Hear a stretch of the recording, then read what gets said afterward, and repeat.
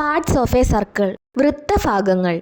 ഒരു നിശ്ചിത ദൂരത്ത് ഒരു നിശ്ചിത ബിന്ദുവിൽ നിന്നുള്ള എല്ലാ ബിന്ദുക്കളും ചേർന്ന് രൂപപ്പെടുന്ന വരയാണ് സർക്കിൾ അല്ലെങ്കിൽ വൃത്തം. വൃത്തത്തിന്റെ പ്രധാന ഭാഗങ്ങൾ എന്തൊക്കെയാണെന്ന് മനസ്സിലാക്കാം. വൃത്തത്തിന്റെ വക്രതയുടെ അതിർത്തിയാണ് വൃത്തപരിധി അല്ലെങ്കിൽ സർക്കംഫറൻസ് കൊണ്ട് ഉദ്ദേശിക്കുന്നത്. സർക്കിളിന്റെ നടുവിലുള്ള ബിന്ദുവാണ് കേന്ദ്രം.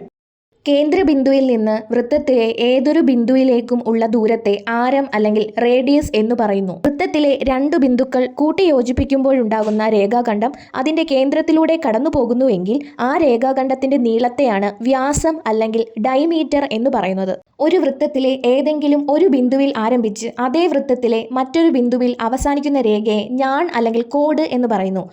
വൃത്തപരിധിയുടെ ഒരു ഭാഗത്തെയാണ് ചാപം അല്ലെങ്കിൽ ആർക്ക് എന്ന് പറയുന്നത്. വൃത്തത്തിന്റെ ആർക്ക് കൊണ്ട് വിഭജിക്കപ്പെടുകയും ഒരു കോഡ് വഴി ആർക്കിന്റെ അവസാന ബിന്ദുക്കൾ കൊണ്ട് ബന്ധിപ്പിക്കുകയും ചെയ്യുന്ന ഭാഗത്തെയാണ് സെഗ്മെന്റ് എന്ന് പറയുന്നത്. ഒരു ചാപവും അതിന്റെ രണ്ടറ്റങ്ങളിൽ കൂടിയുള്ള ആരങ്ങളും ചേർന്ന വൃത്തതളികയുടെ ഭാഗത്തെ വൃത്താംശം അല്ലെങ്കിൽ സെക്ടർ എന്ന് പറയുന്നു. വൃത്തത്തിലെ ഒരു ബിന്ദുവിലൂടെ മാത്രം കടന്നു പോകുന്ന ഏതു വരകളെയും തൊടുവരകൾ അല്ലെങ്കിൽ ടാൻജന്റ് എന്ന് പറയുന്നു.